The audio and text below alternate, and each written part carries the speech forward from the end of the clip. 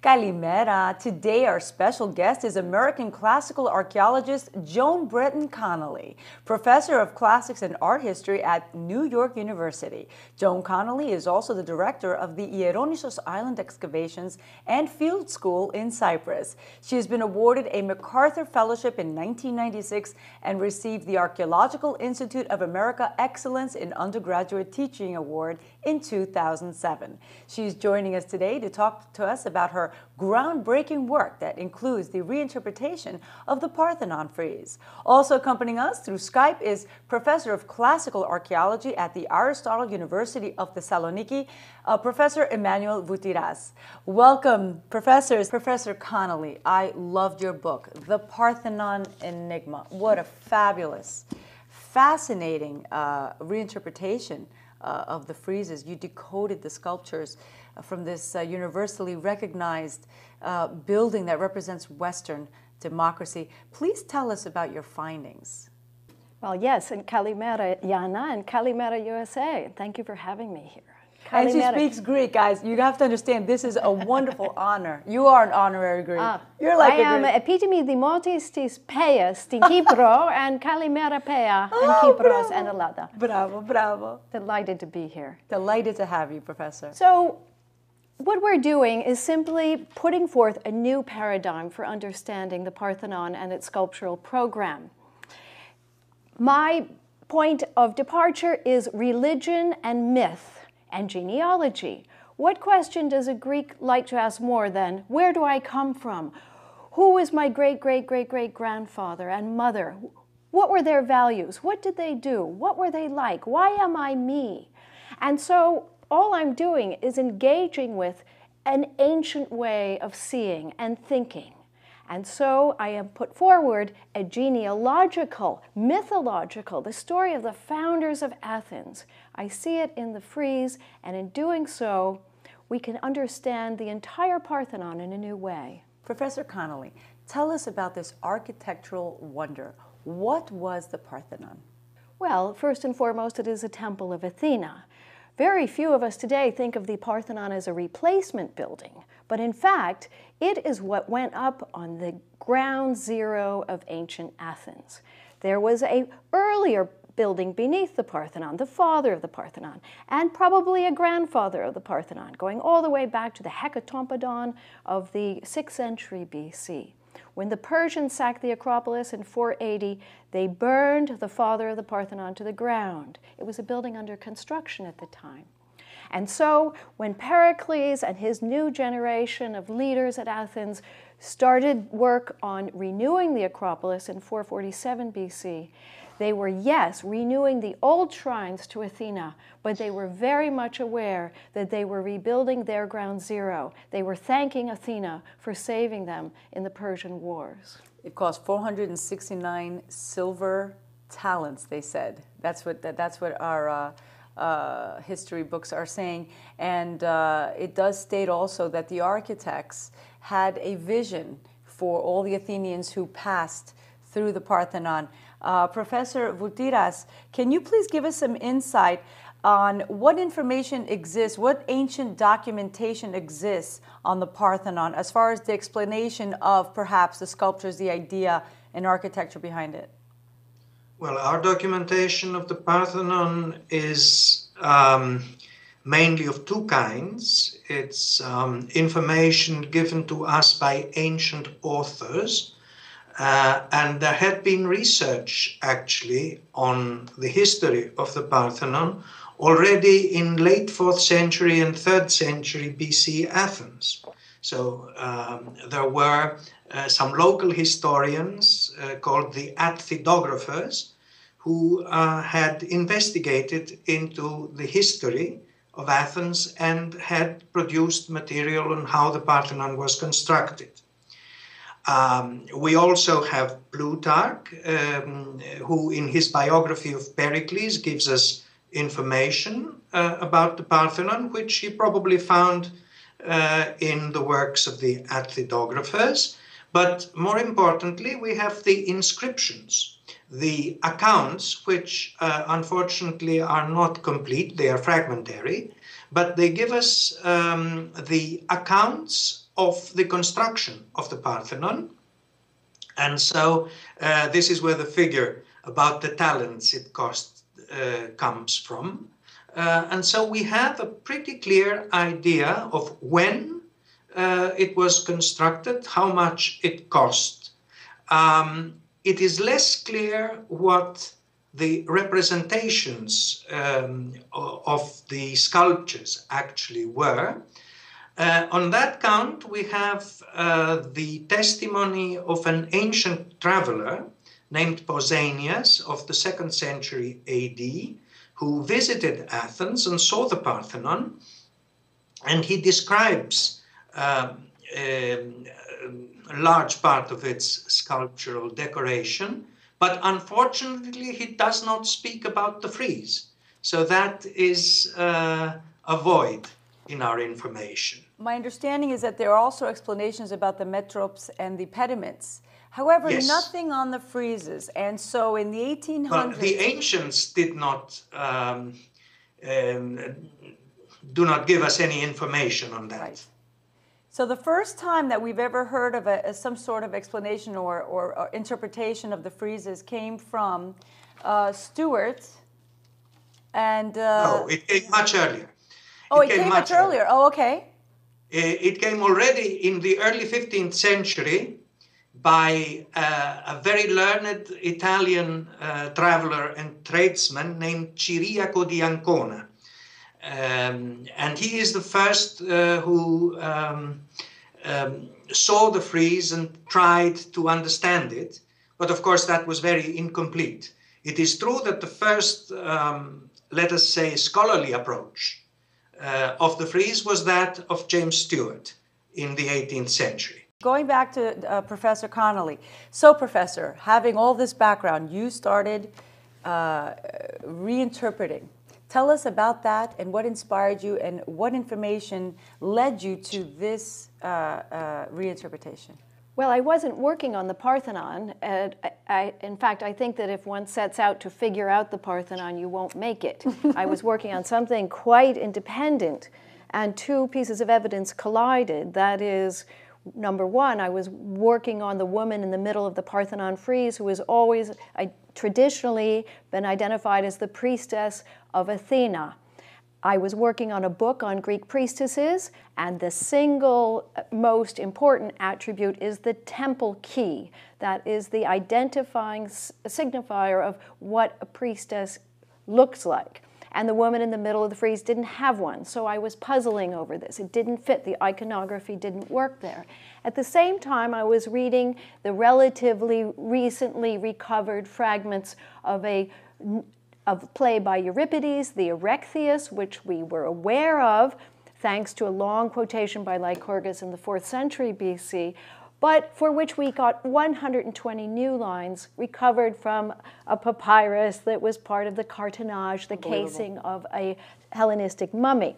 These new lines I was reading because it told the story of how Queen Praxithea was made the first priestess at Athens. I was working on priestesses, but suddenly I could see that in the frieze, I was seeing the same story that Euripides was telling in his play, the Erechtheus, which was first performed about 10 years after the completion of the Parthenon.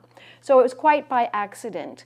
That's why I perhaps trust it more, because I wasn't setting out to see this, but I realized that if one engaged with this paradigm, as Professor Vouteras has beautifully set up this long history of interpreting the Parthenon frieze.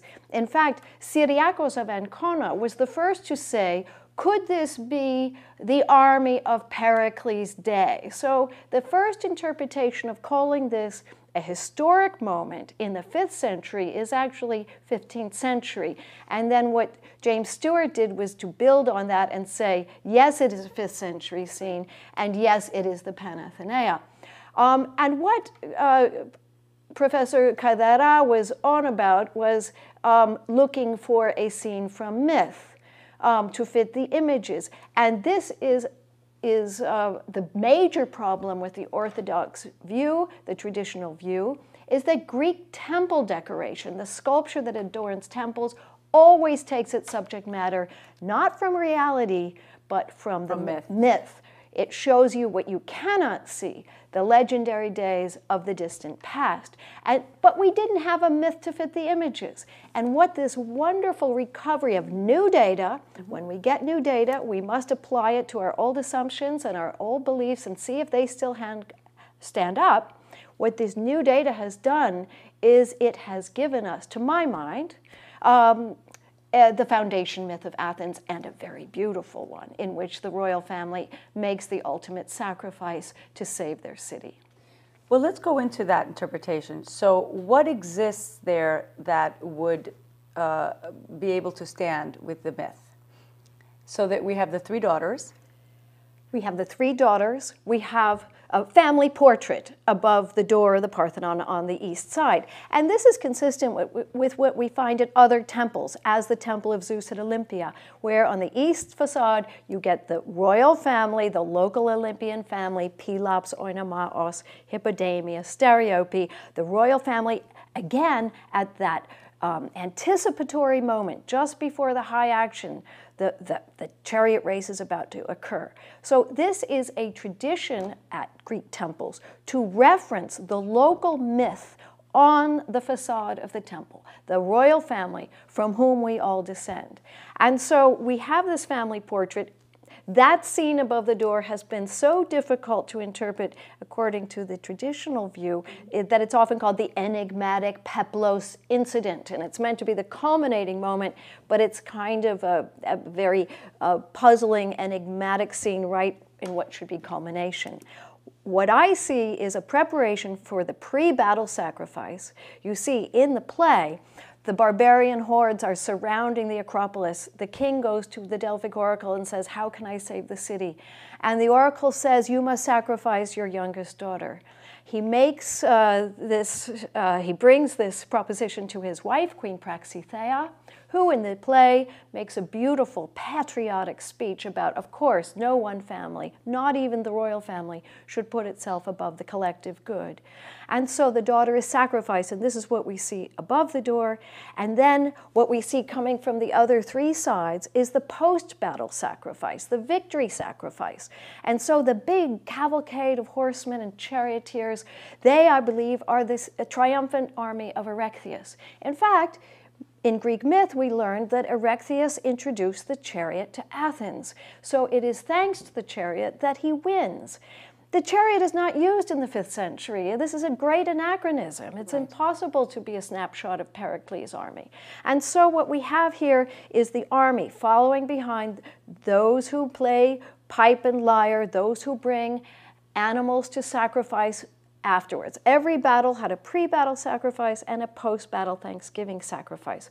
What we're seeing, I'm not divorcing it completely from the Panathenaea. I'm simply saying this is the Ur-Panathenaea. This is the first Panathenaea. And when ancient Athenians looked on these images, they said, that is why we do this today. Those are our forebears, our founders, doing it for the first time. And so we do it every year. In fact, for 800 some years, the Panathenaea was performed by all citizens. In this way, it forges an Athenian identity. It makes a mold through performance and paideia for young Athenians coming up. You have a great point. And I feel that the Parthenon is an enigma.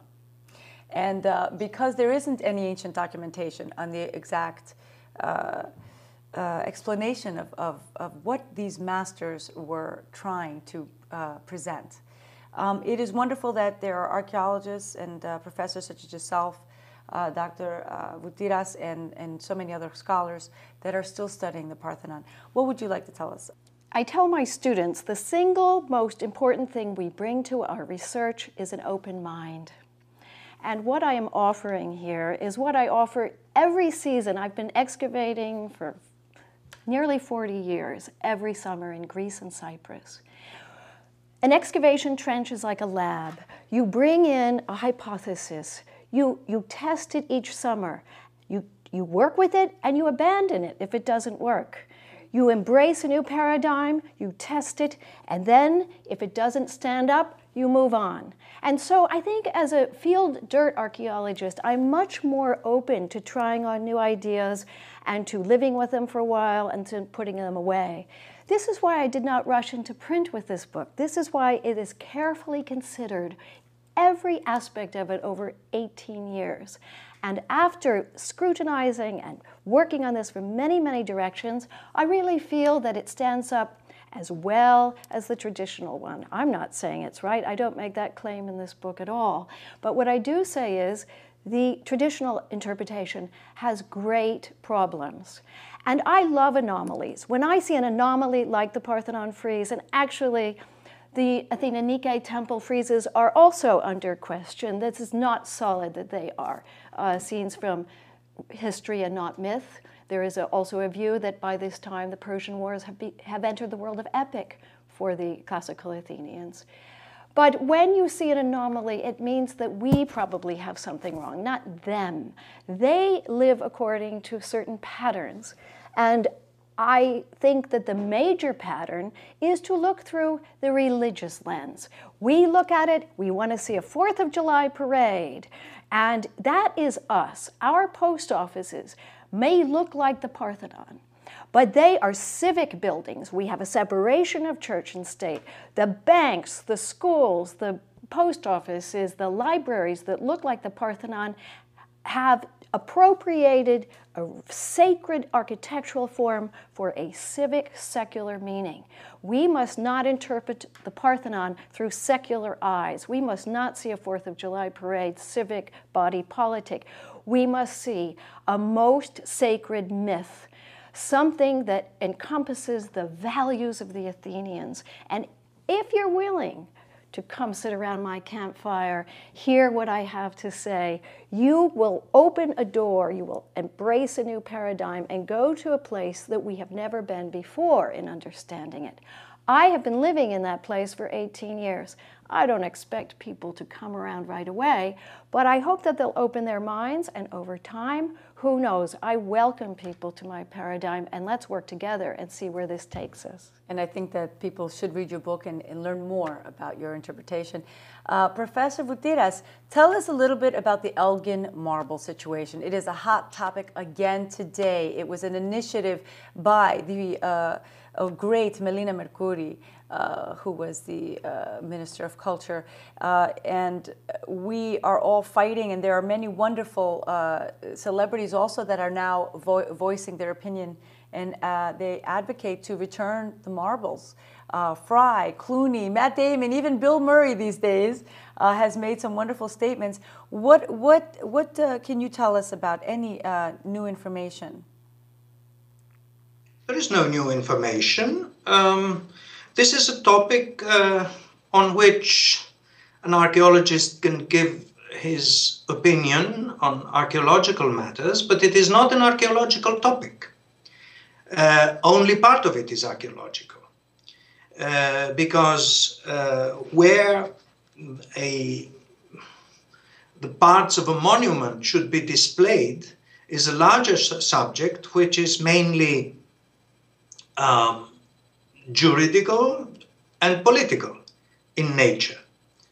The problems of who possesses what have to be solved through the study of the law, not through the study of ancient monuments. The point of view of an archaeologist is always, of course, that wherever possible, the elements pertaining to one single ancient monument should be brought together. But this is, for many reasons, may not be materially possible. However, Greece is capable of housing all this wonderful work. Yes, it is. Yes, it is. But yes, it is.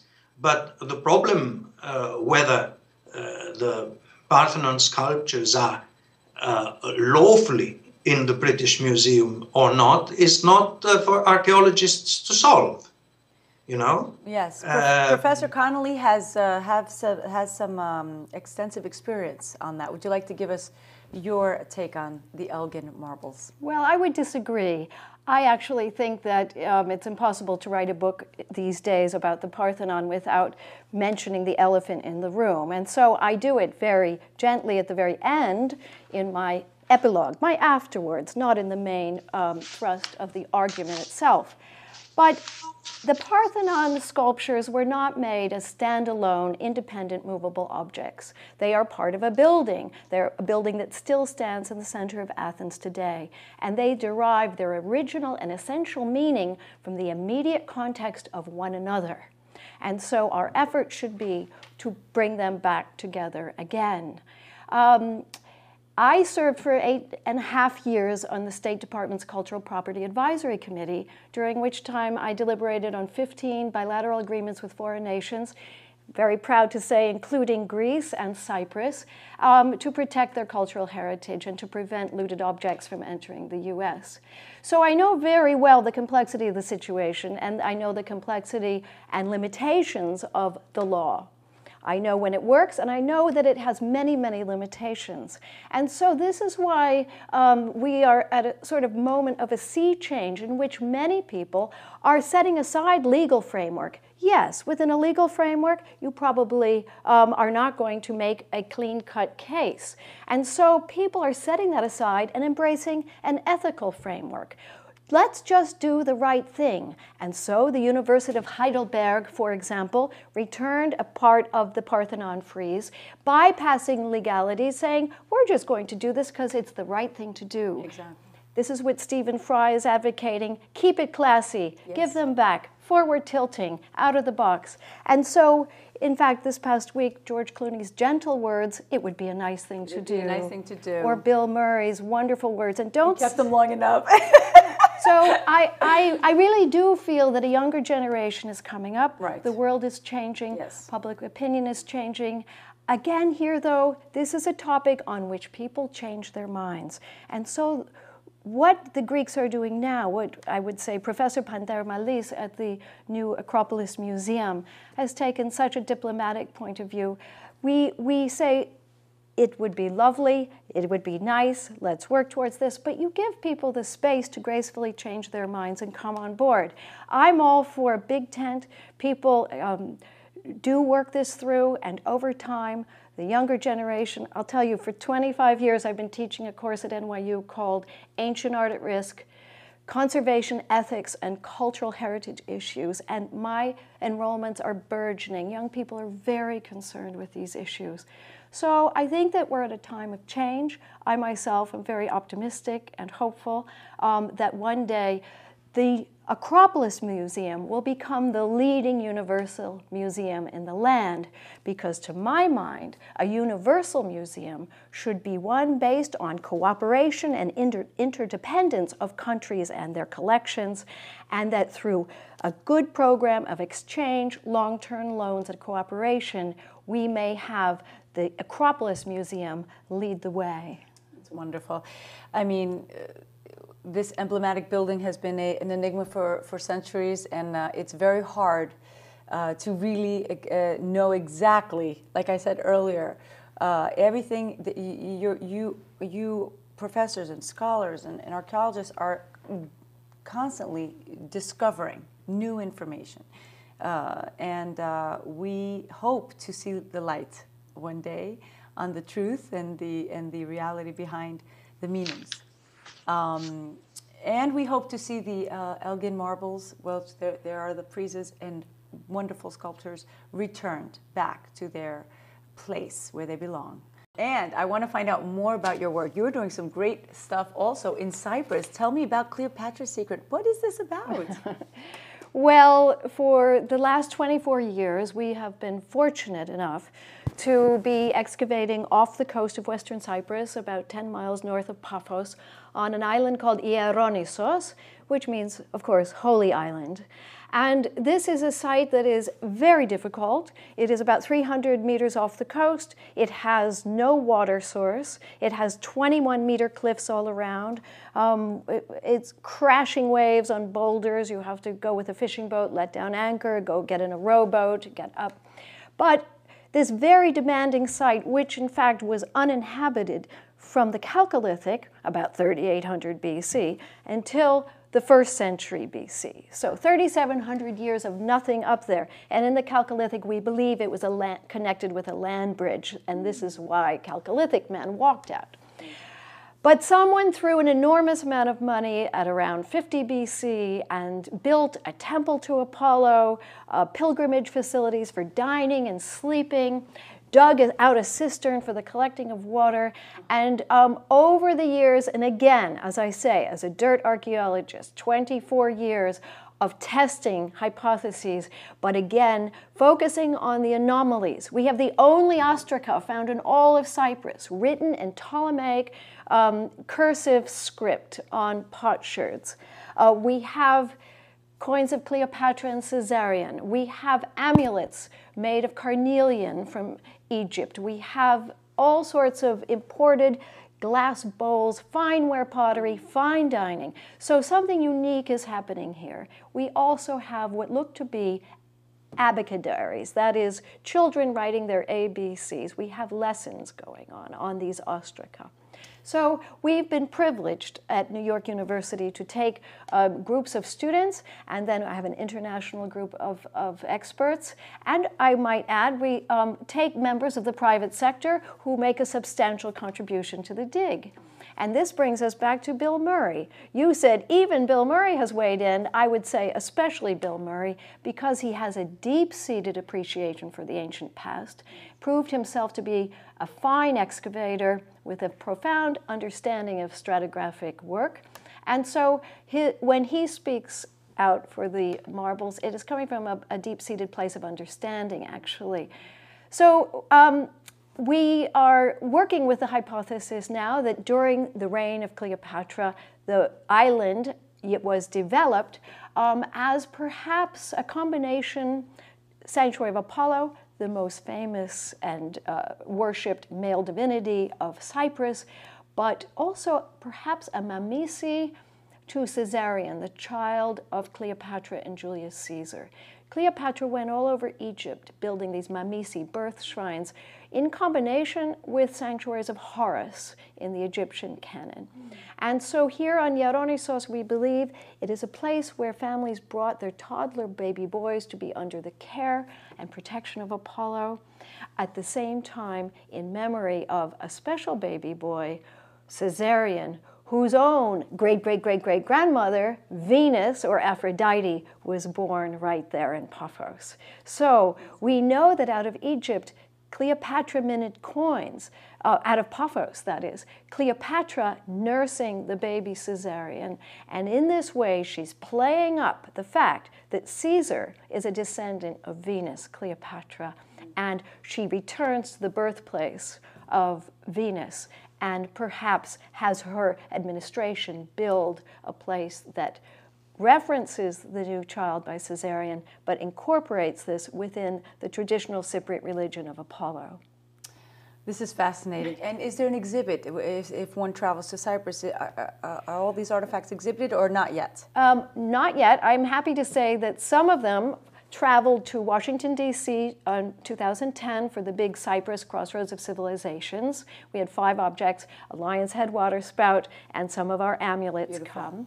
Right now, they are in the Paphos Museum, and many of them are in conservation in the storerooms, and we hope, and we will raise some money for this, that we can make an installation within the Paphos Museum, and so everyone can see what we've been finding there. Great contributions by Professor Connolly.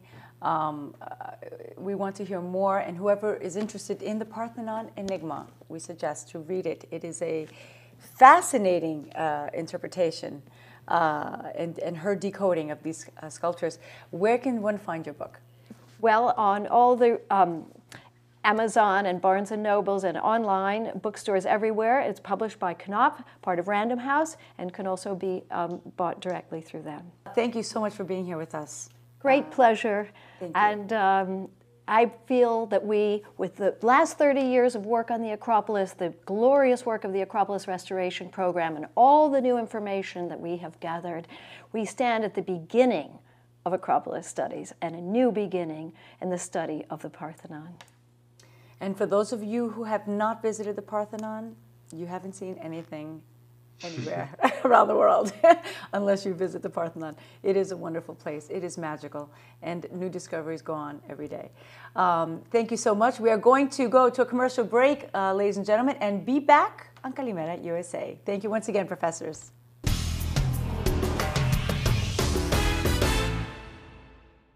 On the island of Antiparos, at the heart of the Aegean, Gaia produced an exquisite organic olive oil in limited edition, which traveled all the way to the US. The sales of Antiparos olive oil will finance 10 new and innovative Greek companies to grow. Buy today your bottle in reinspiregreece.com and support the Greek youth to move forward. Ολοκαίνουριο κατάστημα στην καρδιά της Αστόριας. Τσακίρης Μαλάς. Τα καλύτερα και τα πιο μοντέρνα υποδήματα άριστης ποιότητας από Ελλάδα, Ιταλία και Ισπανία. Το κατάστημα που εξυπηρετεί κάθε ανάγκη της σύγχρονης γυναίκας και του άντρα. Τσακίρης Μαλάς, 3143 Steinway Street, Αστόρια, καθώς επίσης στο 7111 Austin Street, Forest Hills και 1206 Kings Highway, Brooklyn.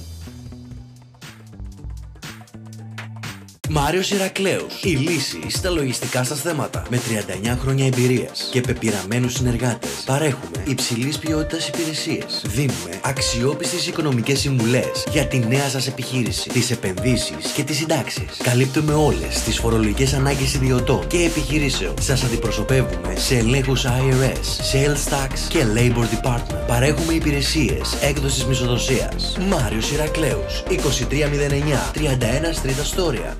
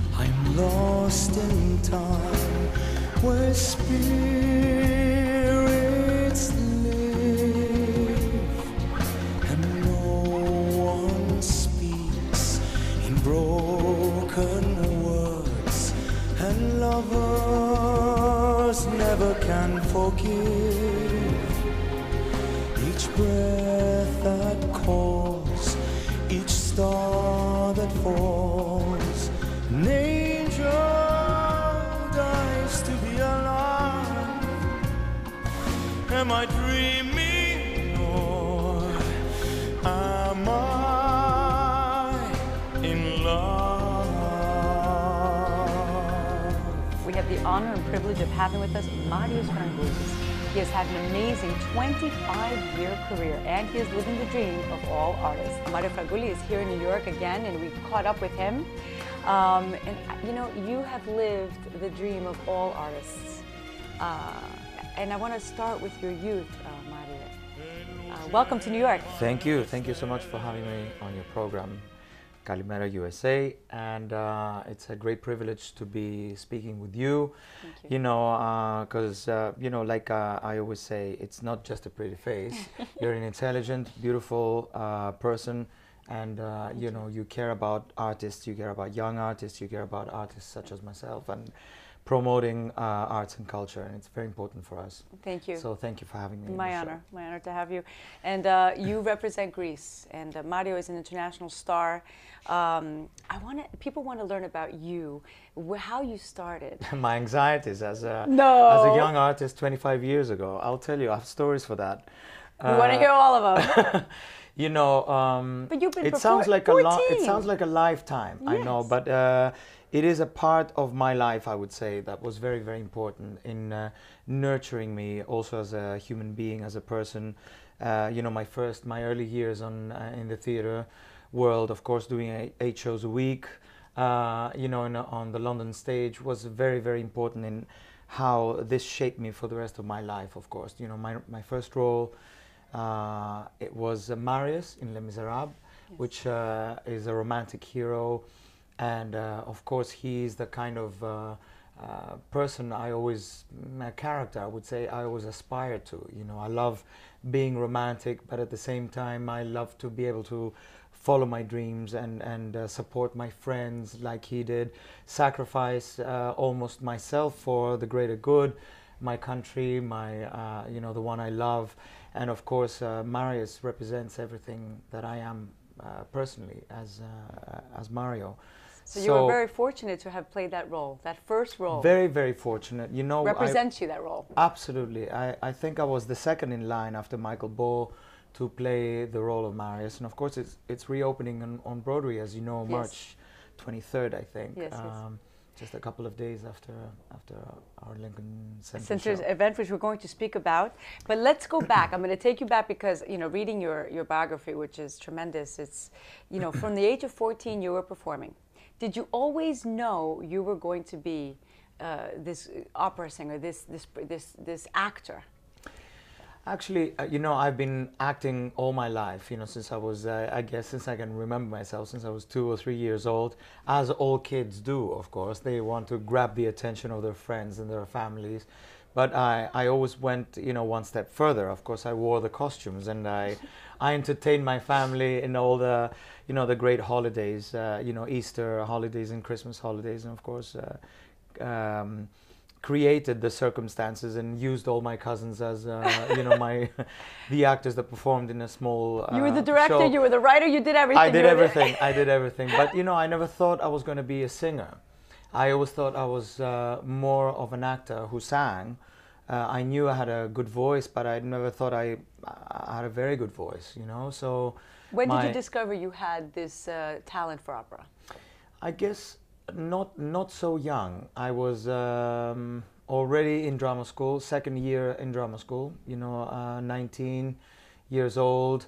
And this was in Greece? No, this was in London. Oh, it was in London. Because okay. I went from Greece to London to audition for some of the great drama schools. I auditioned for Lambda and Royal Academy and Guildhall School of Music and Drama. And of course, you know, it was very difficult and very challenging because I had to learn 5 Shakespearean monologues and you know, and some contemporary speeches, and of course, you know, the level of competition, you know, was very high. Even and at that, so you were born and raised in Zimbabwe, from what I understand. Yes.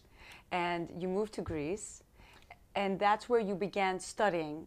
You know, your high school years were they in an art school? Well, I would say that my mother, you know, we call ourselves, you know, Greek Africans, you know, because we were. Ομογενείς. Oh, ομογενείς for sure. You know, born in Africa. My first language was mostly English rather than Greek in a sense, because everybody spoke English in my house.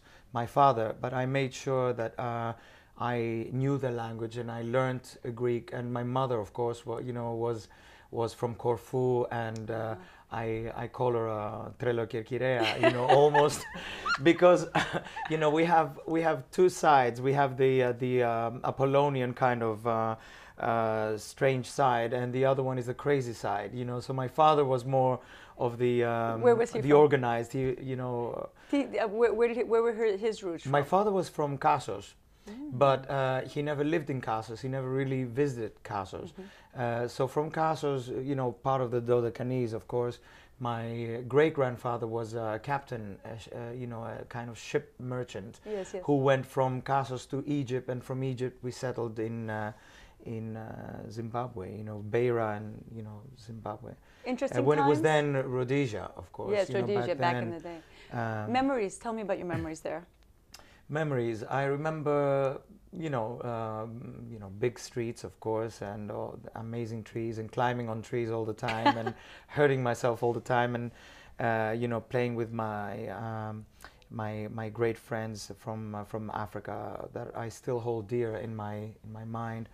And of course, you know, our traditional moments, you know, our Greek traditional moments, and of the course Greeks a lot abroad of singing. Carry these traditions. The Of Greeks course, abroad, yeah. of course, and have that's what makes them, you know, in a sense, be so close, you know, worldwide. You know, because we keep our values and our traditions and our customs in a sense. Yes. You know, and all Greek families are very close that way, and especially when it comes to Easter holidays and religious holidays and Christmas, you know, that brings us together. Brings good memories and brings you together. Yeah. And were they supportive of your career? Of course, they must have been with your talent. Well, you know, I had two. I keep saying that I'm one of the lucky ones in a sense that I have two sets of parents.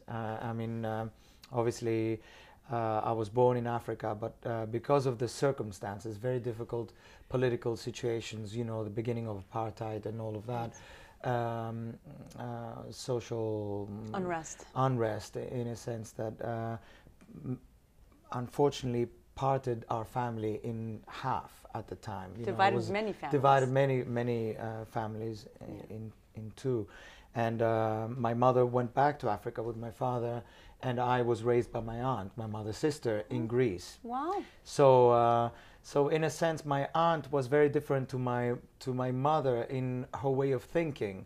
You know, my mother was my natural mother. You know, loved Kazatsidis, and she loved you know, the music that οι απόδημοι Έλληνες, you know, were listening to, and the love of their country and the longing of going back to Greece again.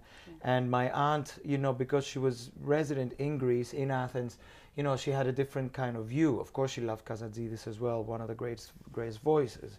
But she also loved Bithikotsis, and she loved Hadzidakis, and she loved classical music. And so I was introduced to classical music since I was 6 years old.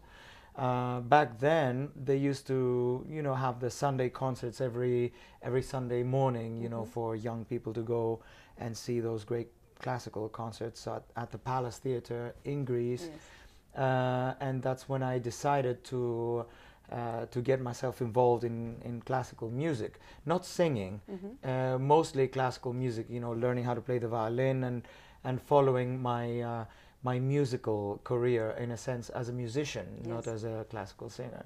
What is your favorite instrument you like to play? Violin, of course, because that was what I learned. I had some great teachers, Mr. Vatikiotis, of course, and Despotidis, who was my teacher at the Athens Conservatorium, who I studied with for many years. I think maybe until I was 17 years old, until I decided to go to drama school in London. Yes. My music studies stopped then. Yes. Well, they became bigger in other ways. But they became bigger in other ways. You know, you can't do everything, unfortunately. But violin made me a better singer in so many ways, because, you know, I learned how to follow the music. You know, I can read music very well, and I can sit at the piano and understand what the composer intended through his musical notes. I think this is what makes you so special, your understanding of music and the feeling of exactly what you said, what the composer was trying to bring out through his songs, expression. And you definitely have this. I've seen you in many wonderful roles. I mean, I've seen you in Greece. You've played Tony, you've played Greece. Danny Zuko West Side in Greece. Story and Tony, yes, you played everyone. King and I, you know, of course. And you've worked with so many wonderful people. I want you to tell us in a few words about all these wonderful people that you work with, these directors and co-stars.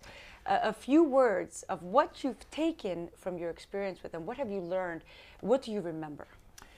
So much to tell, and so many different people that influenced me in so many different ways. Of course, my teachers in drama school, you know, Patsy Rodenberg, who also taught voice at the Royal Shakespeare Company, taught me a lot, you know, about how to, you know, support my voice throughout a performance and not feel like I'm misusing my voice in so many ways.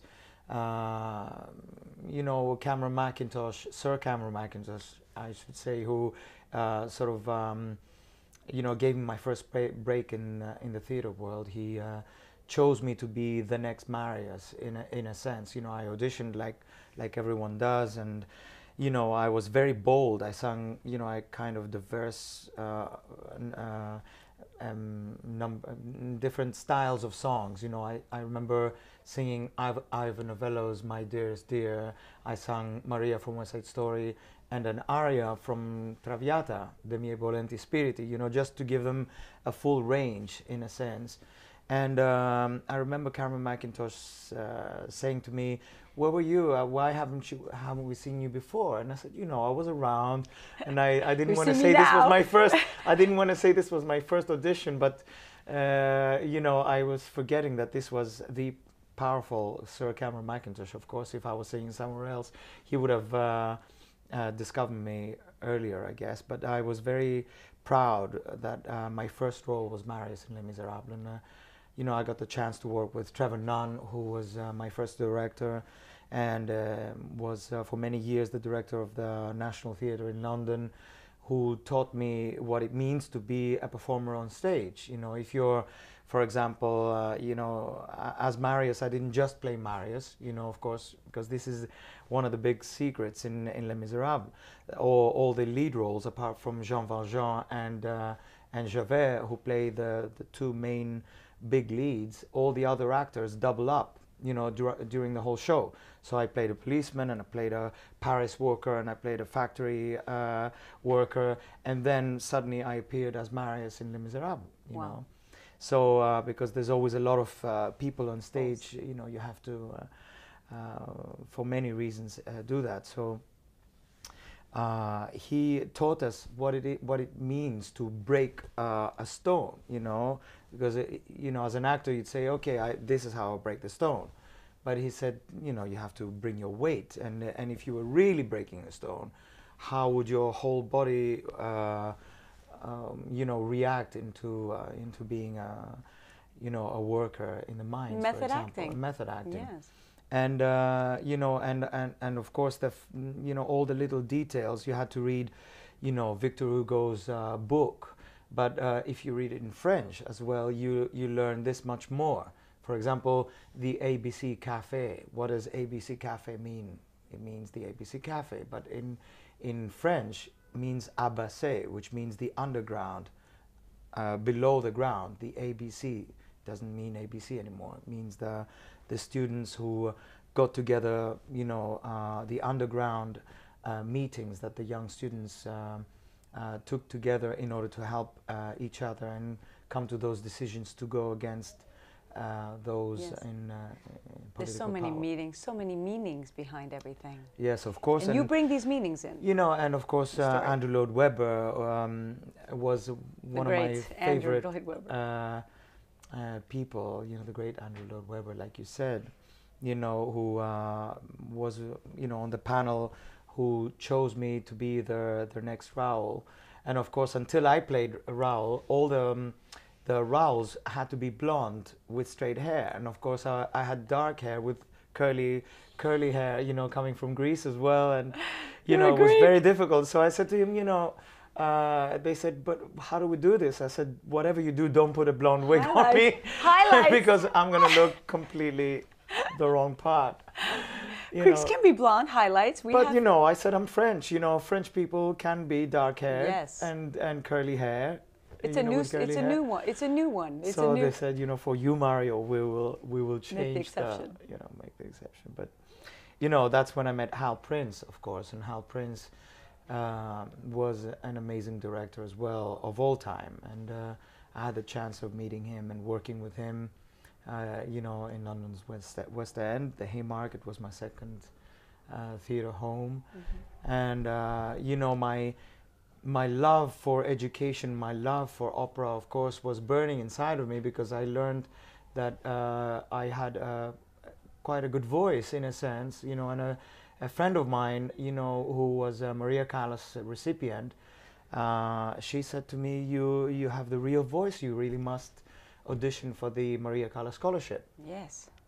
So during that same period, as I was graduating from Les Miserables, you know, from drama school and going into Les Miserables, I auditioned for the Maria Callas Scholarship, And of course, Christos Lambrakis was the head of the Maria Callas Scholarship and a very good friend of Maria Callas, of course, and decided to audition for them. I didn't know who Christos Lambrakis was at the time, of course, but he was also one of the great people who supported the arts and created the Megaron of Athens in Athens, and gave scholarships to so many young hopefuls, you know, to go into opera studies. And thank God for these foundations that have helped so many artists with these scholarships. It's wonderful. Yes. What about some wonderful Greek legendary directors and composers that you've worked with? I worked with quite a few great musicians. You know, I have to say, like I said, I feel very blessed to have met Mikis Theodorakis and work with him on the podium, performing Axion Esti, you know, at the Herodoticus with his great big arms and, you know, and control of the orchestra. You know, he's just such a master, you know, of his music. And of course, the great poet Odysseus Elitis, who won a Nobel for his poetry, for Axion Esti, which of course Axion Esti represents the whole of Greece and what Greece is about, and you know, the great spirit of what it is to be a Greek person. You know, it makes me so proud to be Greek. I keep saying that all the time. I'm proud to be Greek. And you bring it through your personality, your passion. It shows in your work. Your Hellenic spirit is there, and that I think brings that. You know, represents us, all the Greeks abroad. We do have that. We're so proud. I never forget, you know, where I come from and what makes me different to other performers in so many ways. You know, and a lot of people say, oh, you know, we don't have to say where we come from, or we don't have to say whatever. But I think this is what makes us different: this energy and the sun that we carry within us, and that special country that makes us who we are. Makes us who we are, you know. And I'm very proud to be Greek, truly. Mario, you took London by storm, the world, of course, after London, and then you came back and you discovered your roots again in 1996, and you took Greece by storm. Tell us about that experience. Well, I was offered a role that I could not resist. You know, I played in Happy End by Kurt Weill, and this was you know, one of my favorite roles, playing opposite Katia Geru, and of course the Theatro Technis Carlos Kuhn, which you know, was an amazing group of actors, of course, that has been there since World War II and after and later, you know, doing all those great performances by Tennessee Williams and of course Manos Hadzidakis, one of our Greece's let's say legendary composers, who I unfortunately never met, but I sang you know, a lot of his songs, and I had the pleasure of working with his son Giorgos Hadzidakis, who we did Την εποχή της αγάπης and so many of his songs. For example, if I thought you know, Greece you know, had two different great composers, and one was the bones, that would be Mikis Theodorakis, and blood and the aesthetics would be Manos Hadzidakis. You know, and in any case, back then working with the Theatro Technis opened the doors to Epidaurus, and of course playing in The Birds by Aristophanes, which was, you know, music composed by Manos Hadzidakis, and the same production that was performed in 1961, 65, you know, I think that was the period where The Birds was first performed in Greece and became a huge musical, let's say, Greek hit all over the world. Yes. You know, New York Times hailed it as one of the best musicals of all times. We want you to bring it to Lincoln Center. We want you to do it. Yes. Oh my God, what a great idea. Of course, for me, you know, this would be a great marriage of the old and the new, you know, bringing Aristophanes to the modern period, because I'm very proud of our great poets and our great writers, but we also have to bring them into today's times. Today's times. You are the only one who can do it. So we're counting on you. Oh my God! I mean, so much. I mean, your discografia is endless. The people you've worked with, your, you know, Mario and friends, and beautiful things. Yes. Tell us about this compilation of wonderful songs that you've pulled together in all of your CDs. Talk to us a little bit about your collaboration with all these great artists. Well, I would say, you know, because so many people say, you know, πολυτεχνίτης και ιμοσπίτης, meaning you do so many things that what is your niche? And I would, in a sense, say that there are three major ways that you can separate my career. The theater and pure theater, because I believe in theater, like, you know, the ancient Greek plays, playing Achilles in Epidaurus, playing Dionysus in Bacchae, for example. The musical theater side, which is my another very big chapter in my life, and my recording career, which is when I signed with Peter Gelb, who is now the head of the Metropolitan Opera, and was back then the head of Sony Classical here in New York. My first contract, my first record called Sometimes I Dream, which was back in 2002. And from then on, you know, for the last 10 years, of course, I have 3 major international records and lots of records in between, lots of concept records. But there's too much for one show. It's just too much not for one enough. show. Enough. But in any case, Sometimes I Dream, Follow Your Heart, and Beautiful Things, as you quite rightly mentioned.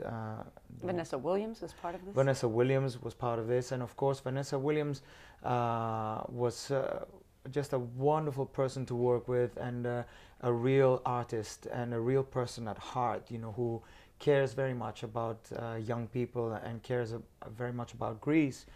And we met in Greece at the Special Olympics, which happened about 2-3 years ago, when, you know, Athens was burning in a sense, and Kalimera was filled with so many people who cared about young people, and these young people who have special needs and are the real heroes of our lives, you know, who fight their own battles every day.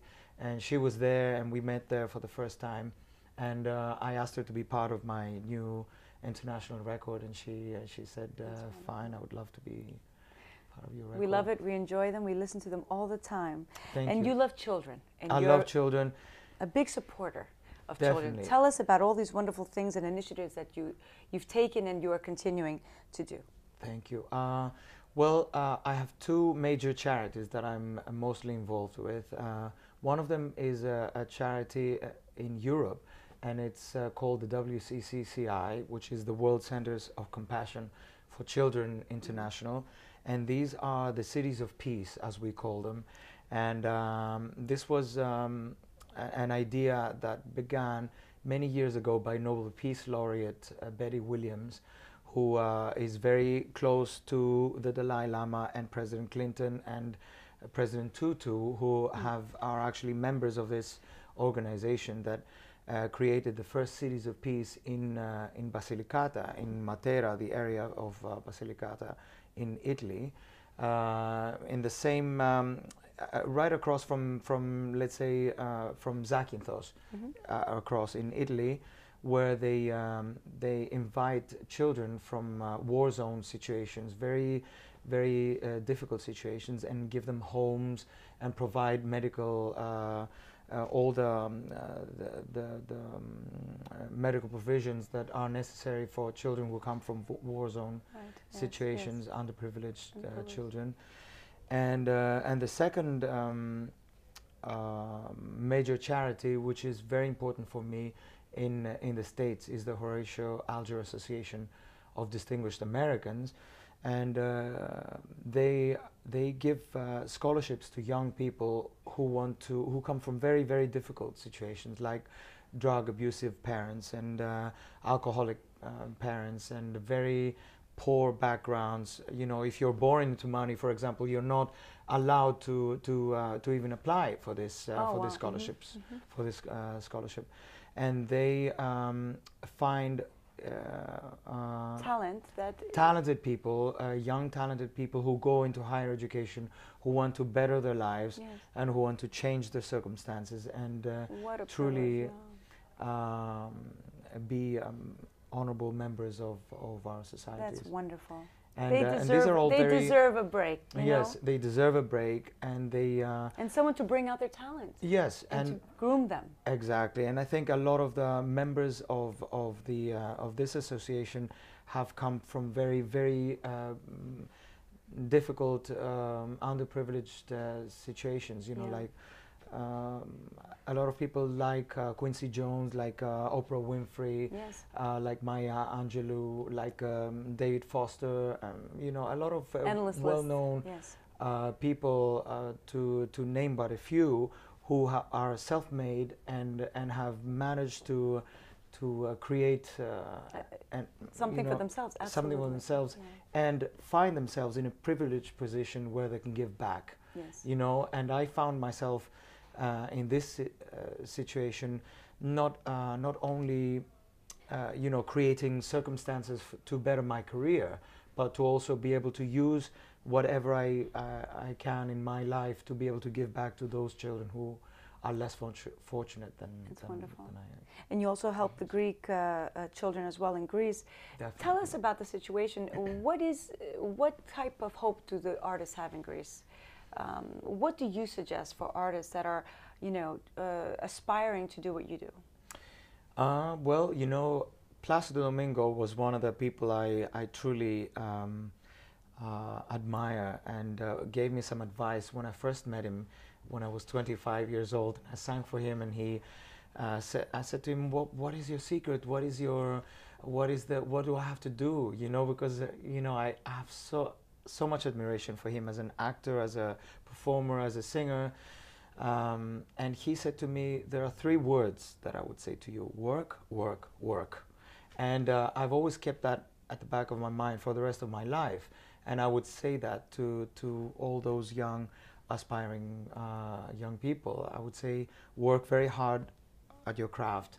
Don't leave anything to chance. Make sure when the opportunity is given to you, you're ready to take it, and you're educated enough, and you can stand up to that occasion. Because, you know, people say you were lucky. Yes, you were lucky, but you were also able to stand up to that occasion. For example, when I auditioned for Les Miserables, I knew I had 3 years of hard work being in a drama school. I knew I could stand up on any stage and take that opportunity. So you paid your dues. I paid my dues, but you know, those opportunities will be given to you, and if you're a young person who wants that opportunity, they will one day find themselves, you know, they are given that opportunity, but they also have to take it and run with it.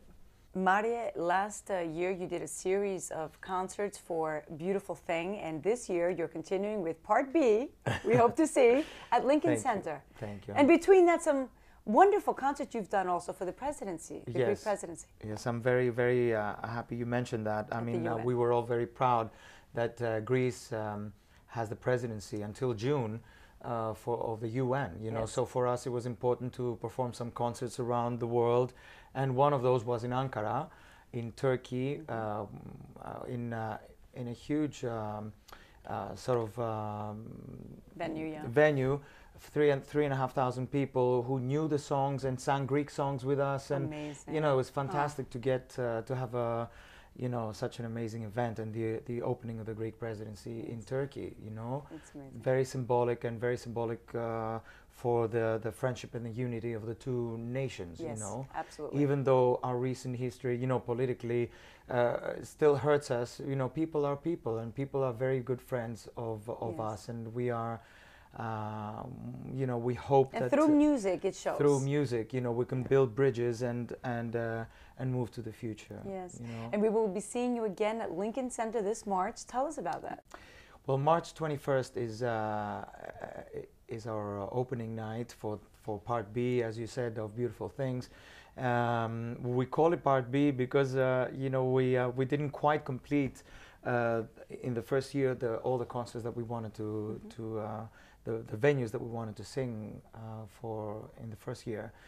And we start with Lincoln Center, and of course for us, Lincoln Center has always been an amazing venue. You know, Jazz at Lincoln is a historic place, you know, for everyone, and one of the best theaters in the world, I think, the Rose Theater, you know, theater at the Rounds, and where you're able to sing anything from jazz to classical crossover to your favorite, you know, Greek crossover ethnic songs in a sense. And of course, you know, a varied audience that comes to New York City to see your performances, you know, from Germany and from Mexico and from Turkey, of course, and our New York fans. And because I sing in so many different languages, in Spanish and French and Italian, or my songs, New York City has to be one of my favorite cities in the world to perform this material. And of course, I'm hoping to have some very special guests. You know, I won't tell you yet because we'll do another interview closer to the time to let you know. And we are adding some more new songs, and of course some new songs because of our recent collaboration with Klaus Meine that you mentioned before. Scorpions from Germany, from the concert in Germany. We got very close as friends, and you know, I'll sing "Send Me an Angel," and one of the songs that we co-wrote for this performance at Jazz at Lincoln. And the wonderful thing about this concert is that you are supporting a cause called Apostoli, and we all support the Greek economic crisis. We want to help, and you are helping with Apostoli. Thank you so much. Thank you for mentioning that, and I'm glad that you are supporting Apostoli. Our mission as artists is to be able to give back to our own friends in Greece and to those families that have been struck by this economic crisis. And you know, Greeks are very proud in that sense. They don't just want to say, I accept, give me your money.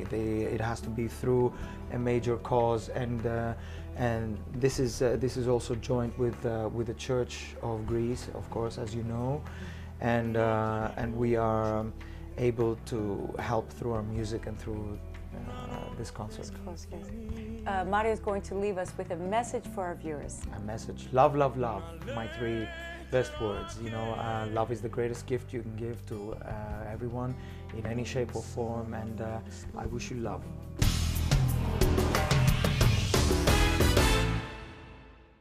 Η φυσιοθεραπεία είναι ευθύνη, απαιτεί επαγγελματισμό και σωστή μέθοδο. Στο Άριστα Physical Therapy έχουμε αυτό που χρειάζεστε. Επισκεφτείτε τις σύγχρονες εγκαταστάσεις μας και ξεκινήστε άμεσα το πρόγραμμα φυσιοθεραπείας. Οι έμπειροι φυσιοθεραπευτές μας είναι στη διάθεσή σας για να αντιμετωπίσουν τα προβλήματά σας. Παρέχουμε προγράμματα φυσιοθεραπείας, ενεργοθεραπείας, βελονισμού και άλλων μεθόδων ολιστικής προσέγγισης. Άριστα Physical Therapy. Σας βοηθάμε να απαλλαγείτε από τον πόνο και να νιώσετε πάλι ζωντάνια. Τα ξαφνικά προβλήματα υγείας μας αφορούν όλους. Συμβαίνουν ανά πάσα στιγμή, χωρίς προειδοποίηση. Απευθυνθείτε στο First Choice Walk-in Medical Care και εμπιστευτείτε τους έμπειρους γιατρούς μας. Πάντα σε ετοιμότητα να αντιμετωπίσουν ακόμη και το πιο σοβαρό περιστατικό, με υπερσύγχρονα ιατρικά εργαστήρια και εξοπλισμό για ακτινογραφίες. Και πάνω απ' όλα, με σεβασμό στον ασθενή. Πρώτη μας έννοια, η υγεία σας.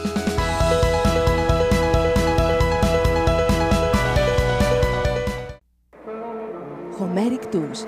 Πάντα κοντά στην ομογένεια, πάντα με χαμηλότερες τιμές. Homeric Tours. Το γραφείο παράδοση που επί σειρά ετών φροντίζει τον Έλληνα ταξιδιώτη με υπευθυνότητα και του προσφέρει ασφάλεια και άνεση στα ταξίδια του. Homeric Tours. Το Α και το Ω για τα ταξίδια σας. Για πληροφορίες και κρατήσεις θέσεων, τηλεφωνήστε στο 212 753 1100.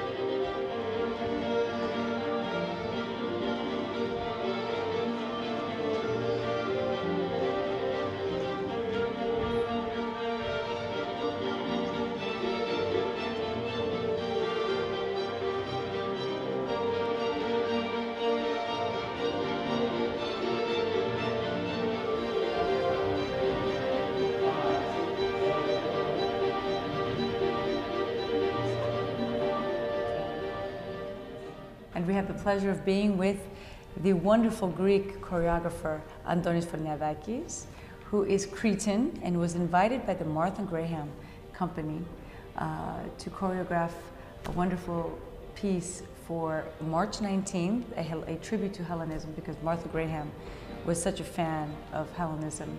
And a lot of her work is inspired by Hellenism. Yes, it is.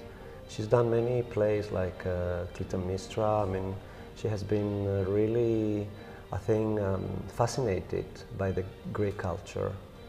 And a lot of her body of work is really characteristic because she treated like myths and tragedies, and it's been really like important, and for her towards Greece, and for Greece through her work. Yes. It has been a kind of a great collaboration. Dramatic work. Very dramatic, very dramatic. And you know, I love the work of Martha Graham because she's so, I would say, I don't know if this is the right word, visceral. She's so like strong, you know, and somehow emotional, but then again very, very feminine, very, very strong. I got fascinated when they asked me to do this piece.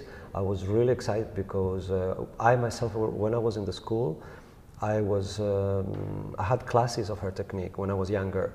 So after so many years, being able to step into her company and like, you know, work with her dancers and be around her legacy and like getting all these informations and adding with your work. Yeah, this is of course why they brought me here. In the beginning, I was a bit excited, but more or less afraid in the beginning because you know, it's hard when like such a big legacy, such a big company brings you in, and you want to bring somehow your style, but then again, you're always afraid of the comparison. You're afraid if you're going to make it and stuff like that. But right now that I'm almost at the end of the creation, I'm much more excited than stressed. Actually, I'm not stressed at all because the company did a wonderful work. Mm-hmm. They work hard with me. Of course, it's a very short piece. It's a piece of like 17 to 18 minutes. It's not a huge work. What are you calling your work? My work is called Echo, and it is inspired by the Greek myth of Narcissus and Echo. Mm-hmm. Simple as that, because when I got the invitation to make a piece, there was this discussion about the theme around Greece. And as you may know already, the gala has this connotation about the connection of Martha Graham and the Greek culture. So therefore they wanted, I suppose, a Greek choreographer. I think they're bringing as well 20 young Greek dancers to be a part of another piece. From the school, yes. From the school.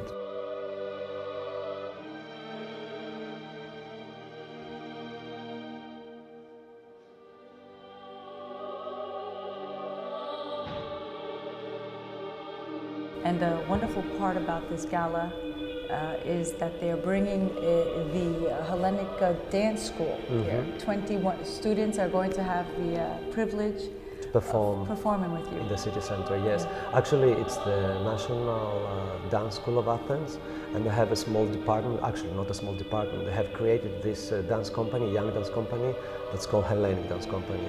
So they are collaborating with Martha Graham Dance Company because I don't know which piece. I haven't really made my research so precise on the matter, but there is a piece where they need like around 25 or 30 people on stage. Mm-hmm. So that's why they're trying to bring them from Greece and support this idea of the Greek connection between Martha Graham and her inspirations. Yeah. Having such a wonderful, great career and the privilege to have choreographed in so many different countries. Mm-hmm. Tell us some differences, tell us what you've taken with you and what has evolved within you from all your experiences. Specifically in New York or in general? Well, let's talk about New York. New York. This is the second time I create in New York. I did a creation last season for Cedar Contemporary Ballet, and I've spent 2 months in the city creating, and this is my second creation based in New York. What I get from creating in this city is like a sense of like speed. Things are happening fast, and you have to be productive, and you have to be right on the point with not many delays. So this keeps me a bit like alerted. Of course, it's a great city to be in and creating, because once you finish your rehearsals, you have so many things to do and get even more inspiration on things. In general, every time I create here, the general feeling there is a kind of a bigger energy than other places. Other places back in Europe maybe have a bit more comfortable time, as well due to the time. Like I created this piece Echo in a very short amount of time. So everything, therefore, everything got densified. So my senses and emotions were much more alerted than if I would be in another city. Do you feel more creative when things are more relaxed, or does this give you a different type of inspiration and creativity? This energy? Depends. Yeah. Depends. It depends. You know, so, an artist, I suppose, we are all affected from the environment, and sometimes you can get affected in a positive way or in a negative way. That far, here it has been positive. Positive. It wasn't at all negative.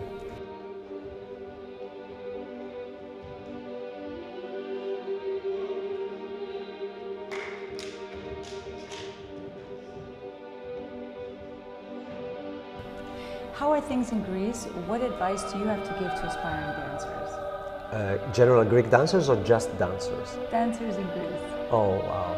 Trying to pursue a career such as yours.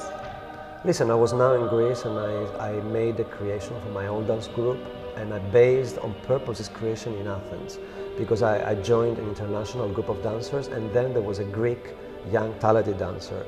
There is many talented people in Greece, but right now the country is going through a great uncertainty financially, and people cannot get jobs, and even if they do get jobs, they don't get paid. So my advice right now in a Greek dancer, if they cannot have an opportunity to have a stable work and they still have this will and drive to dance, they better get themselves out of there. They better go and like fight in another market, in another country. Because after all, this profession demands, and you have to go over yourself. It's not a profession that you sit quietly and then you expect to have your salary. So you need to like push yourself. So I think my biggest advice right now for a Greek dancer, if he wants to dance, he better start looking even more outside, because the way I saw it in Greece, it's a bit limited now. So if they want to make it, they better make it now, because dance is a very short-term profession. You cannot be dancing for the rest of your life. So about a young dancer, if he thinks things are not moving forward in Greece, then just take a suitcase and go. And go. That's what I did when I was young. Is that what you did? Exactly, yeah. You started in Greece. Tell me a little bit about yourself and how you very fast. I started in Crete. I was doing traditional Greek dances, and then I went to Athens to go to the state dance school, actually the same school that is performing here at the city center with us. Spent 2 years there, and then I did an audition for Bejar School in Lausanne, and then he accepted me, and there everything starts like changing in my life. And you exploded in Europe. Yes, it's totally different environment. When you experience works in Europe, that time it was even much of a bigger difference. Now borders are open, influences are easier, you know, like we shift things between countries, so it's easier, but still it makes a difference. Bravo. What is it that you have not done yet in your career that you still seek to do? In my career, well, I love choreographing, and I've choreographed many companies, many different styles. Recently, I had an experience in the movies. I'm doing choreography in the operas. So I may say, you're living your dream. I may say I've done many aspects of this career. What else is there to do? Like maybe a musical, or maybe, depending on choreographing, I've done literally almost everything. Then if I want to speak beyond choreographing, like what comes after a career of a choreographer, there's things to hope for and things to prepare, but that's a bit too soon. I'm still enjoying what I'm doing. Well, we're very excited to see your piece. Yeah, I'm excited to share it. We're very happy to have you here in New York. Yes. And we're very proud that you're Greek. I'm proud too to be a Greek in such a hard time, because I believe like moments like this, when there are people being active and like giving a sense of like a positive sense about the way we see the country, of course it's a very nice thing to feel.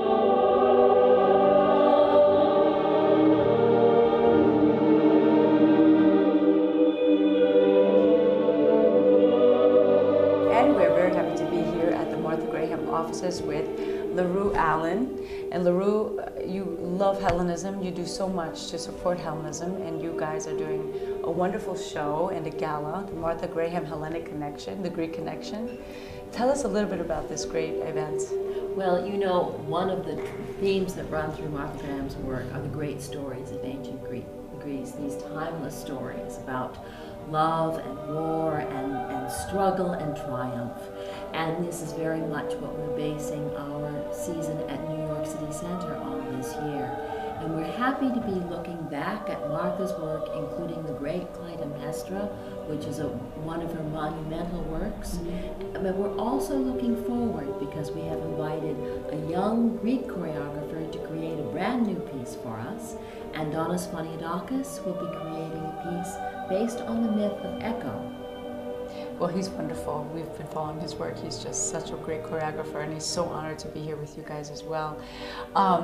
Martha Graham, again, was inspired by so many myths, as you said. She put so much drama and love, but it was also feminine, in a feminine way. I particularly like the Minotaur, because she has a female Minotaur. She does. In the great story of Andromache and the Minotaur, she sends the woman into the maze, not Theseus, but the woman into the maze. I love it. And you're honoring some Greeks at the gala. We are, because we have this big tradition of respect and admiration for Hellenism. We've invited 3 Greek women in the great Graham tradition who have been very instrumental in the philanthropic worlds. Princess Catherine of Serbia is a beloved daughter of Greece and the founder of Lifeline, which is an international foundation that helps the poor and children and educational causes. And we are also honoring Kitty Kyriakopoulos, who has been a very important Greek businesswoman, and who, with her success, has lent her name and her fortune to many philanthropic causes. That's wonderful. And I hear you'll be in Greece this summer again. We will be. We will be in Greece again. We'll be in Athens, in Thessaloniki, in Kavala, which is a new site for me. I've never been to Kavala. It's great. And we're going back to Ithaca. Beautiful, beautiful. Well, we look forward to seeing you, and all of you get to this event. Do not miss this show. New York City Center. New York City Center, March 19th. Get your tickets now, and also look out for Martha Graham with wonderful work showing in Greece.